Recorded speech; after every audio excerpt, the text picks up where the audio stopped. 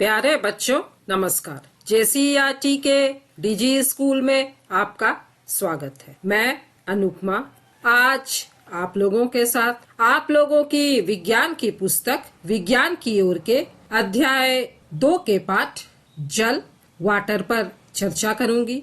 बच्चों यह इस पाठ का दूसरा वीडियो है। इस पाठ के पहले वीडियो में आप लोगों ने जाना था कि वायु में जल वाष्पन मतलब जब सूर्य की ऊष्मा के कारण झीलों, नदियों, तालाबों, महासागरों का जल गर्म होकर वाष्पित हो जाता है और वाष्पोत्सर्जन। बच्चों पौधे अपनी जड़ों द्वारा जल को अवशोषित करते हैं। इस जल के कुछ भाग को वे प्रकाश संश्लेषण क्रिया में उपयोग कर लेते हैं और शेष भाग को वाष्प के द्वारा अपने शरीर से बाहर निकाल देते हैं और इस प्रक्रिया को हम लोग वाष्पोत्सर्जन कहते हैं। तो हवा में जो जल आता है वह या तो वाष्पन की क्रिया द्वारा आता है या वाष्पोत्सर्जन की क्रिया द्वारा आता है। अब आपके मन में यह प्रश्न आ रहा होगा कि क्या यह जल सदा के लिए लुप्त हो जाता है? तो इसका जवाब है बच्चों की नहीं। यह जल हमें पुनः वर्षा के रूप में प्राप्त हो जाता है। चलिए देखते हैं कि यह कैसे होता है। इसके लिए हम एक क्रियाकलाप करेंगे। एक गिलास को पानी से आधा भरिए और उसकी बाहरी दीवारों को कपड़े से अच्छी तरह से पोंछ लीजिए। उसमें बर्फ के कुछ टुकड़े डाल दीजिए।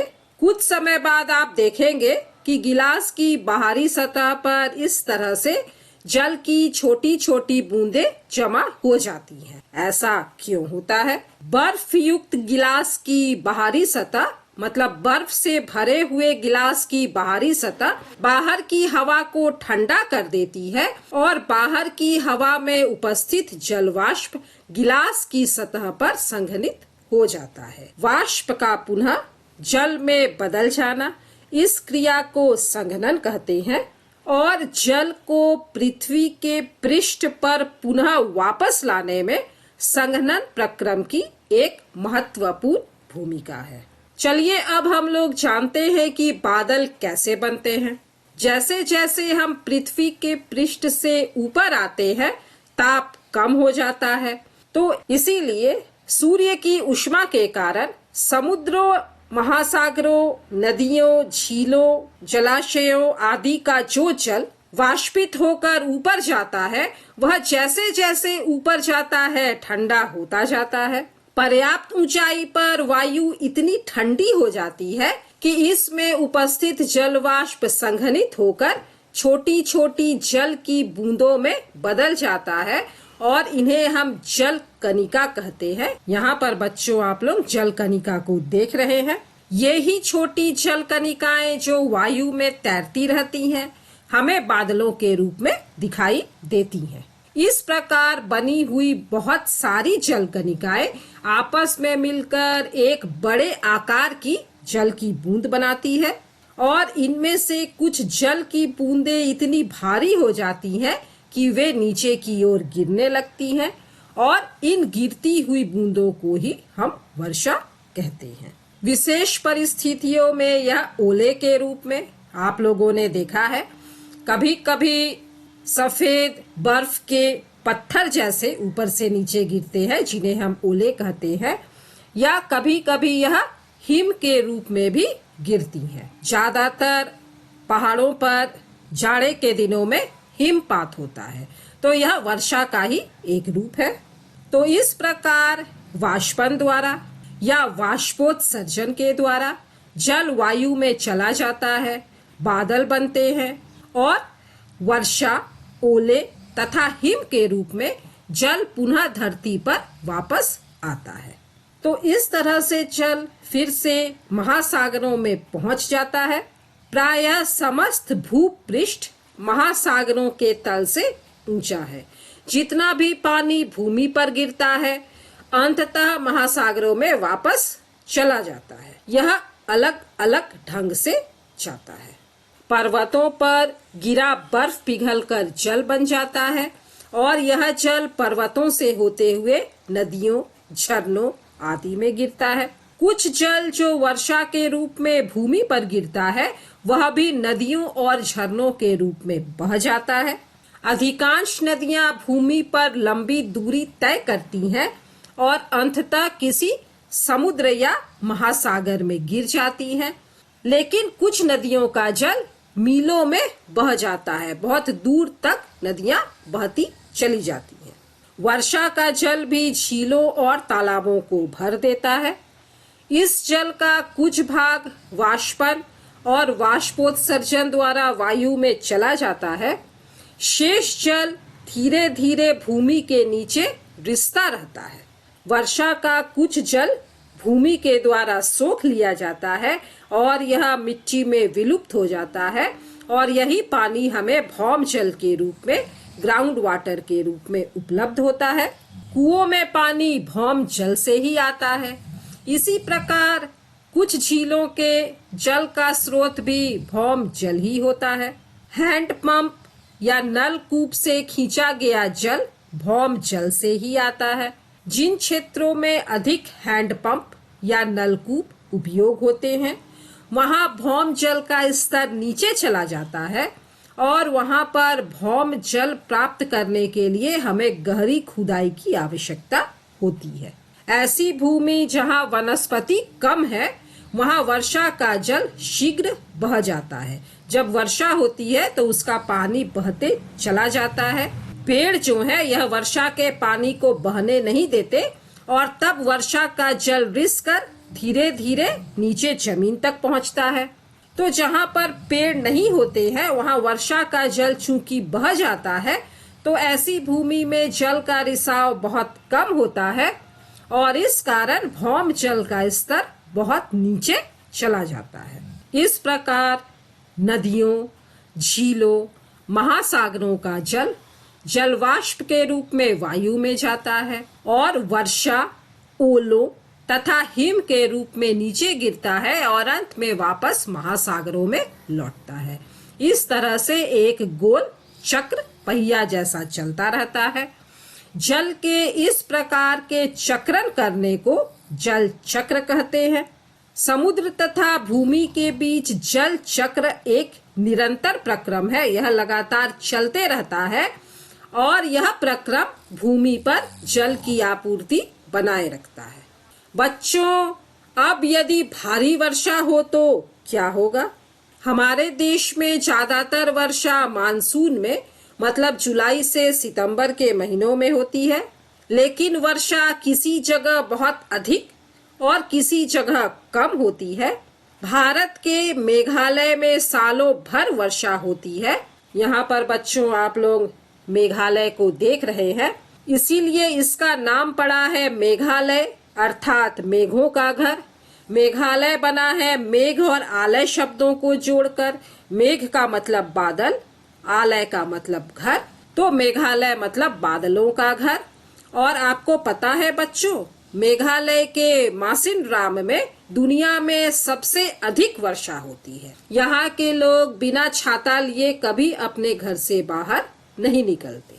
गर्मी के दिनों में वर्षा राहत प्रदान करती है।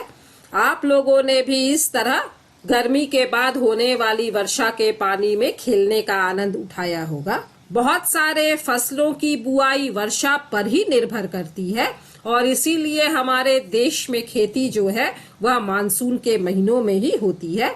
परंतु भारी वर्षा से बहुत सारी समस्याएं भी उत्पन्न हो जाती हैं। भारी वर्षा से नदियों, झीलों और तालाबों के जल का स्तर बढ़ सकता है और ऐसा होने पर जल एक बड़े क्षेत्र में फैलकर बाढ़ का कारण बन सकता है।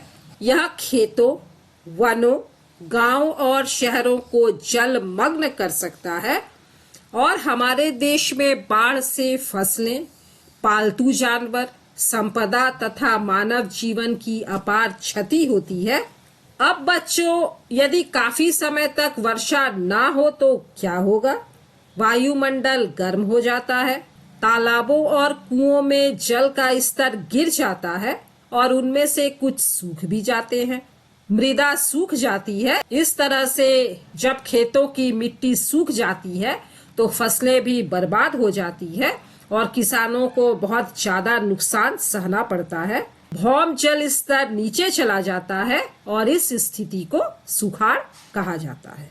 सूखे की स्थिति में खाद्यान्न और चारा प्राप्त करना दुर्लभ हो जाता है। बच्चों, यहाँ पर आप लोग रहीम कवि का लिखा हुआ दोहा देख रहे हैं। रहीमन पानी राखिए, बिन पानी सब सून, पानी गए न उबरे, मोती मानुष चून। मतलब बिना पानी के सब सूना है, इसीलिए पानी को बचाकर रखना चाहिए। वर्षों पुराना यह दोहा आज सच साबित होता दिख रहा है। क्या आप अंदाजा लगा सकते हैं कि सूखा प्रभावित क्षेत्रों में रहने वाले लोगों को किन किन कठिनाइयों का सामना करना पड़ता है? तो बच्चों, हम सभी अब समझ सकते हैं कि वर्षा की अधिकता और न्यूनता दोनों ही हानिकारक है।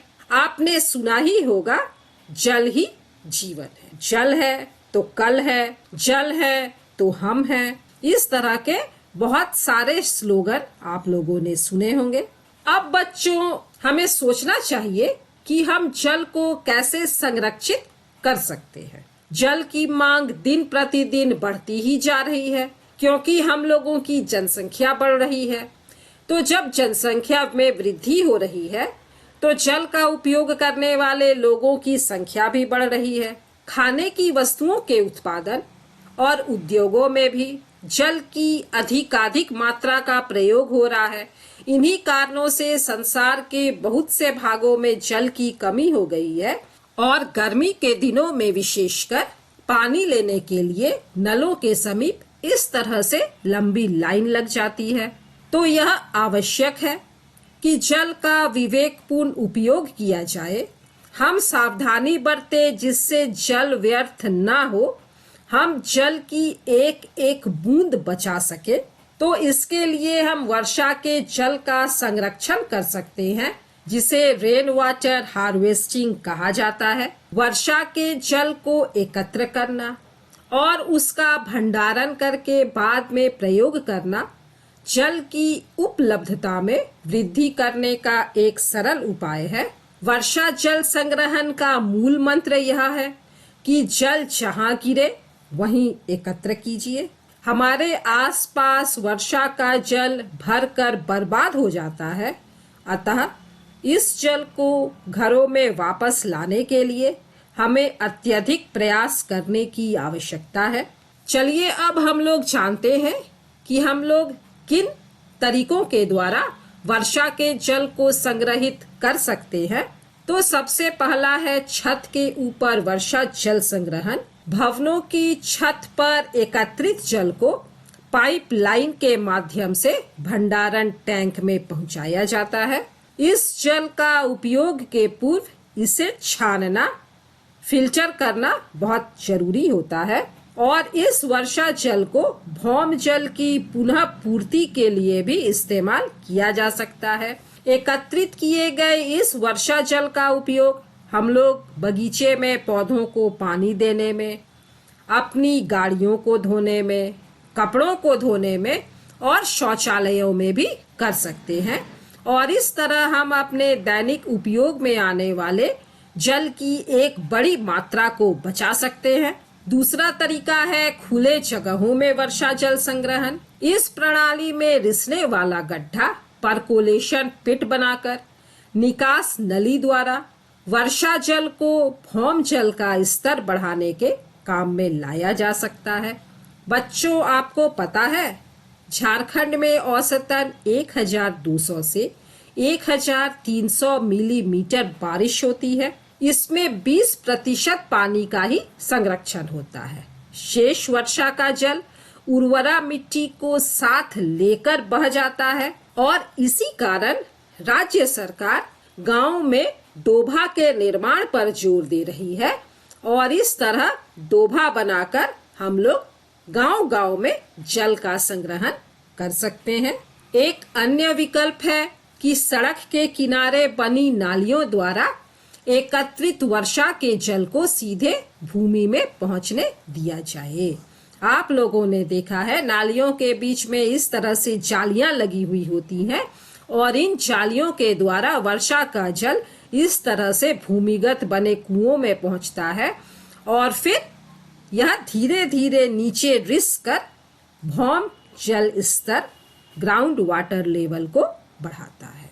तो इन तरीकों का उपयोग करके हम वर्षा के जल को बचा सकते हैं। बच्चों, आपको यह जानकारी होनी चाहिए कि मनुष्य के भार का 65% भाग जल है।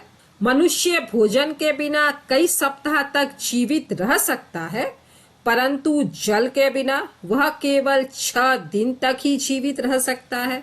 किसी जीवित वृक्ष का 75% भाग जल होता है।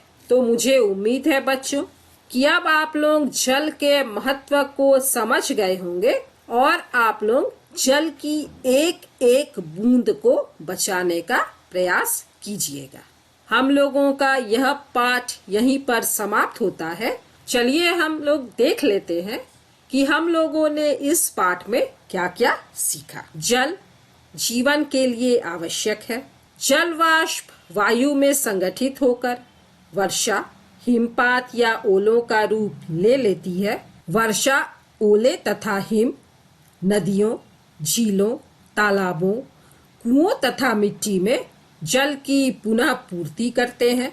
महासागरों तथा जलीय भागों के बीच जल के चक्रण को जल चक्र कहते हैं। अत्यधिक वर्षा से बाढ़ की स्थिति उत्पन्न होती है, जबकि लंबे समय तक वर्षा न होने से सूखा पड़ सकता है। पृथ्वी पर उपयोग करने योग्य जल की मात्रा सीमित है, इसलिए विवेकपूर्ण उपयोग की आवश्यकता है। जल की उपलब्धता में वृद्धि करने के लिए वर्षा जल संग्रहण आवश्यक है। बच्चों, हम लोगों ने इस पाठ में बताई गई मुख्य बातों को एक बार फिर से याद कर लिया। मिलते हैं बच्चों अगले वीडियो में इस पाठ के अभ्यास में दिए गए प्रश्नों के उत्तरों के साथ। तब तक स्वस्थ रहिए, पढ़ते रहिए। Thank you.